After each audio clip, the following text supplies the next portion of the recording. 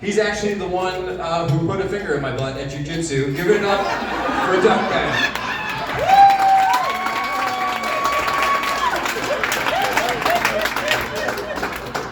What kind of shit is that to say? And then had the audacity to try and give me a pound, because I'm like, I don't want to touch your hand now. How y'all doing, man? We having a good time? Welcome to the Electric Palm. They've actually renovated the place. They changed it, you see? It moonlights as a triage. You see how the door, the little side door? You don't know whether you're going to get a shot of tequila or a COVID shot. Like, you don't know what you're going to get. I love how Dan talked about all the services and what the women get. Notice he didn't bring up a Marine. Because there ain't enough to get them. And a black Marine? Shit. But you gonna get my portion of reparations. Like, that's what you gonna get. It's awesome being here, man. It really and truly is, man. Being a veteran on this all-veteran lineup. I kinda hate the fact that they have all veterans on the lineup. They got us up here like the PTSD Power Rangers and shit. Like, then becomes Asian. Damn, racist, fat, tough, black, your powers combined, you are a 30%er.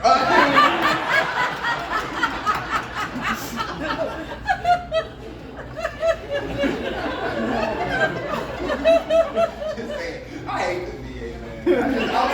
There really ain't even no joke there. Like, I just hate them. You be saying, I'm gonna tell you right now, every veteran needs a SAG card because we are the best actors in the world. You will see a veteran get out of his car, walk up to the VA. The moment his ass gets through the door, it's all of a sudden he turns into Yoda from fucking Star Wars. Triple them.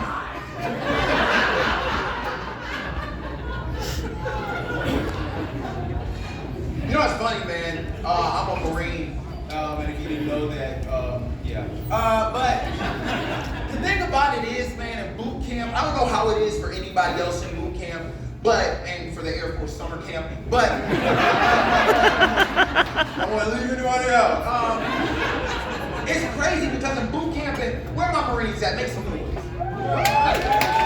You can tell the Marines if we can't follow instructions. I said make some noise, she gonna raise her hand and shit. Make some noise. But they break you down in boot camp. Like when I first got to boot camp, I like you. When I first got to boot camp, because you dress like a psychologist. When I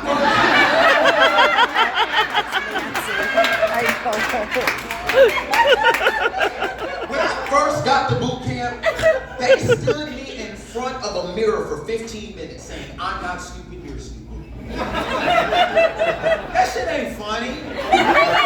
You know what it's like to come from an impoverished suburb like myself and sit in front of a mirror for 15 minutes talking about, I'm not stupid, you're stupid. They don't believe you, Bennett. I'm not stupid, you're stupid. I don't think they believe you. I'm not stupid, you're stupid. After 15 minutes, I just stopped. I said, we both dumb as shit. All right.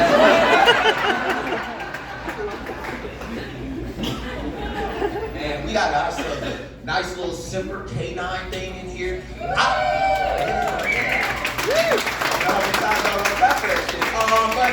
I didn't know that they actually allowed dogs in here.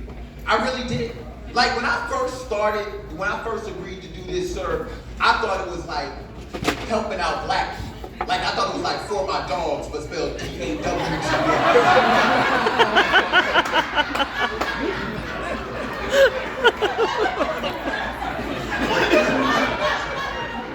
I mean, they took DMX from us. Give us something, y'all. I'm ready to come up in this bitch.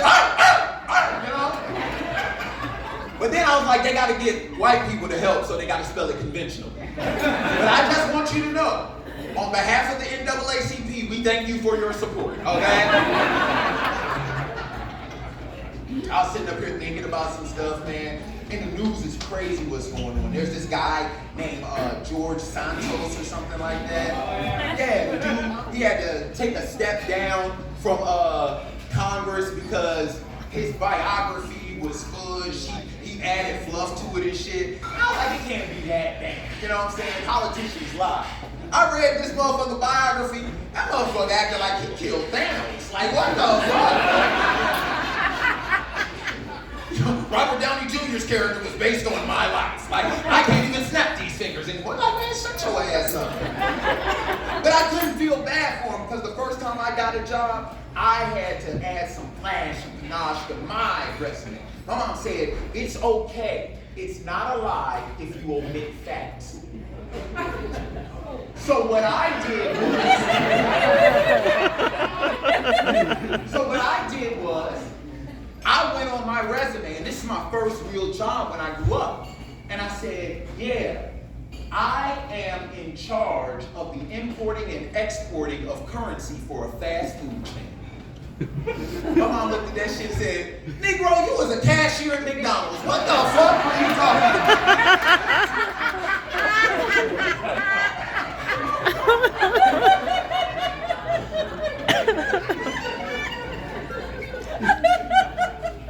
Then he also sat up there and he's admired in some more stuff because they're saying that he got a GoFundMe page, $3,000 under a scam to help bury the dog, a service dog for an Air Force veteran. Now to me, the scam is not the GoFundMe page. The scam is that an Air Force veteran actually has a service dog.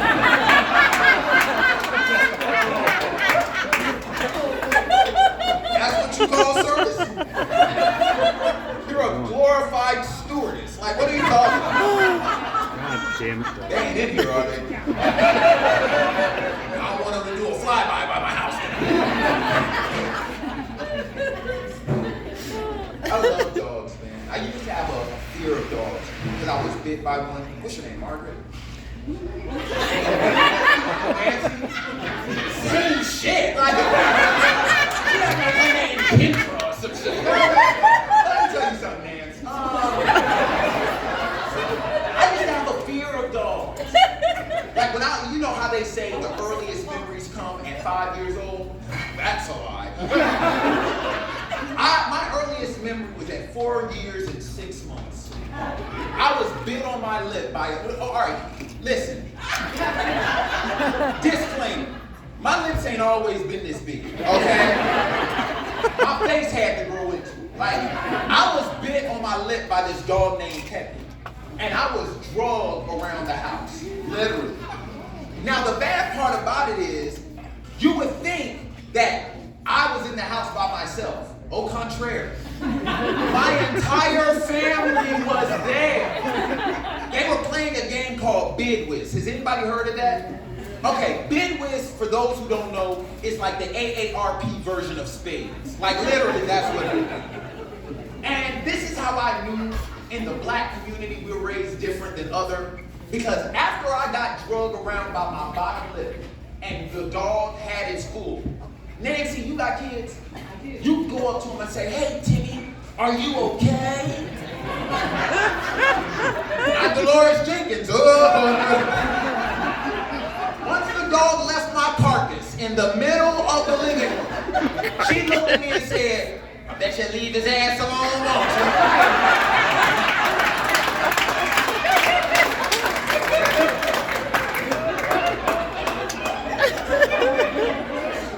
They wanted to check my nose. Asking me like I'm Dr. Doolittle. Eddie Murphy played Dr. Doolittle. All black people know about dogs. I expected more from you, Nancy.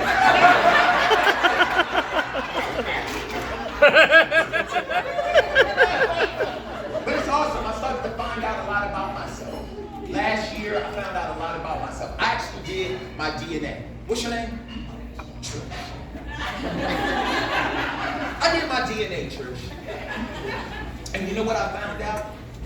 I'm 51% Nigerian. Now, I wasn't expecting applause because of the audience.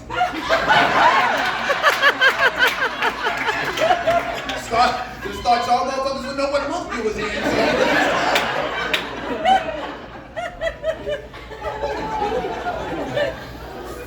47% East African. Oh, now you want to be interested. Listen.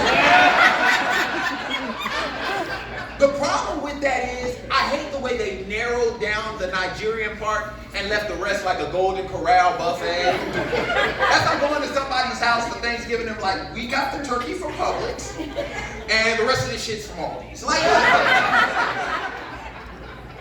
but this is the part that I'm most proud of, sir. I'm 2% East European.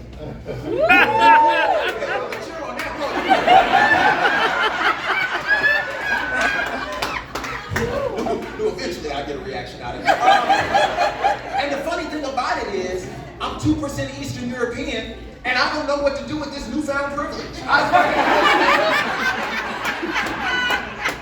don't know. I checked my credit score, that shit done went up 2 points.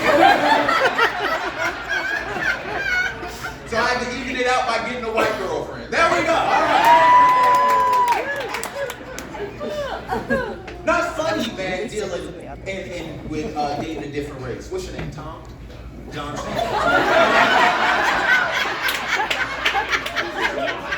Oh, you're with Tom is yours?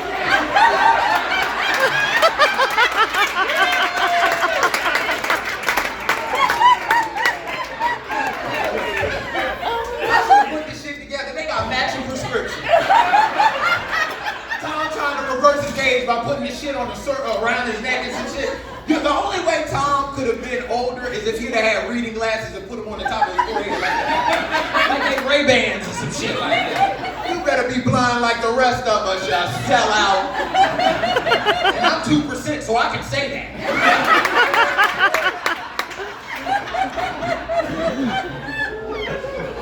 But dating outside of race is different. It really is. Not bad, not worse, but different. Like sexually, it's different. You know, when you're dating a black woman, when I'm sleeping with a black woman, Tom, John.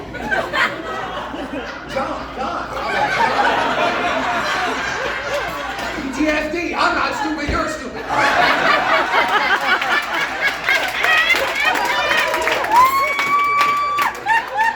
But when you're dating a black woman and you have sex with her, she motivates you by demotivating you. You know what I'm saying? Like when you're in the bedroom, she'll be like, yeah, motherfucker, you ain't ready for this. You know what I'm saying? I had to go into the bathroom and give my member a pep talk. Like, dog, this is what we do. My nuts grew shoulders. I was like, are you ready for this? My nuts grew shoulders. Like,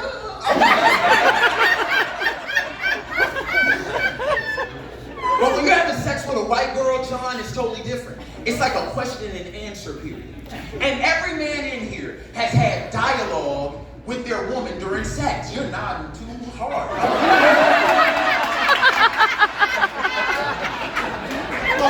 He conjuring up what he gonna say tonight. You thought that mug was funny. But you have a question and answer period. When you and Nancy copulate, you know what I'm saying? Y'all look like college graduates. I can't just say sex. When y'all copulate,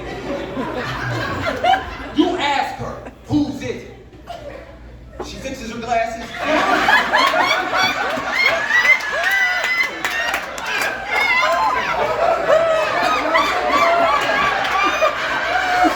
What's the next question? What's my name? Tom. Put your glasses on.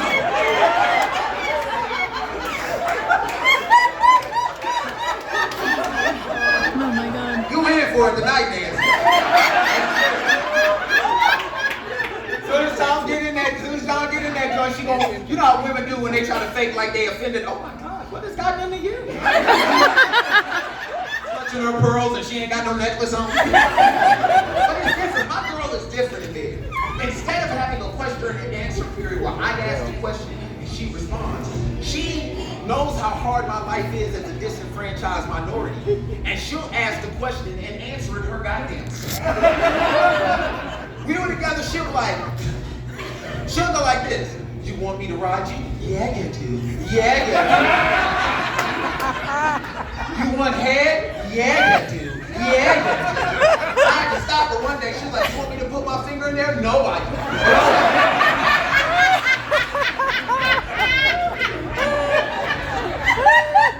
Stop this shit right now.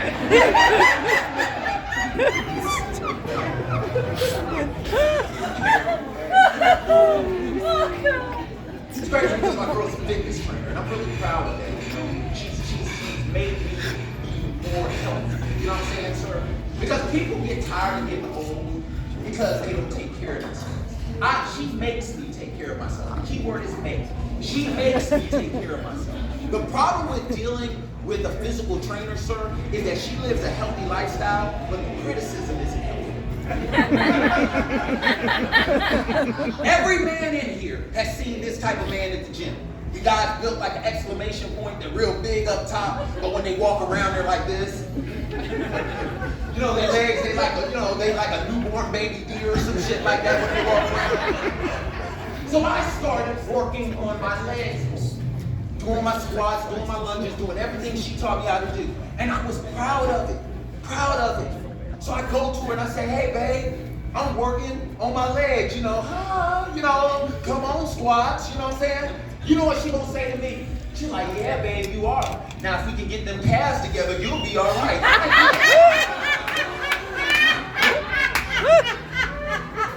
You could never get away with saying that to Nancy. Imagine Nancy going to Gold's Gym. Imagine that, all right? After Dan got thrown out. Like she goes to Gold's Gym and does her squats and works on her butt. And she comes here and she's like, hey John, put your glasses on.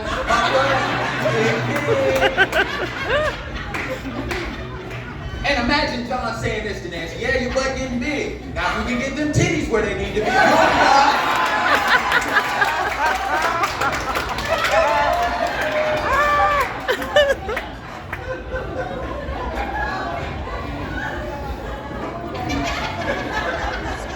We live in a weird society because everybody wants to be a victim now. And as a person that comes from a disenfranchised community, I like to say, black people can't have shit. Like, goddamn! And the reason why is because we have this nice little invention called the cell phone with a camera on it. Back in the day, it was Tyrone's word versus Barton. You go up in there, well, Tyrone, Mr. Jenkins, tell us your side of the story. Well, first of all, Your Honor, good morning. And I would just like to say, liar! Shut up! Mr. Kolowski, your turn. Well, I was just minding my own business, and I saw this Negro doing something. And he doesn't have business because they really don't have a job. Your Honor, I do have a job. Drug dealer turned rapper is not a job. Shut up! But it makes me realize that everybody has a struggle. Like Dwayne, the guy who's in charge of this. We've been up and down the road together doing comedy. You know what I'm saying? I know a lot about Dwayne. He knows a lot about me. We've had intimate conversations. He is a devoted father and a loving husband. And he knows I'm black. So we know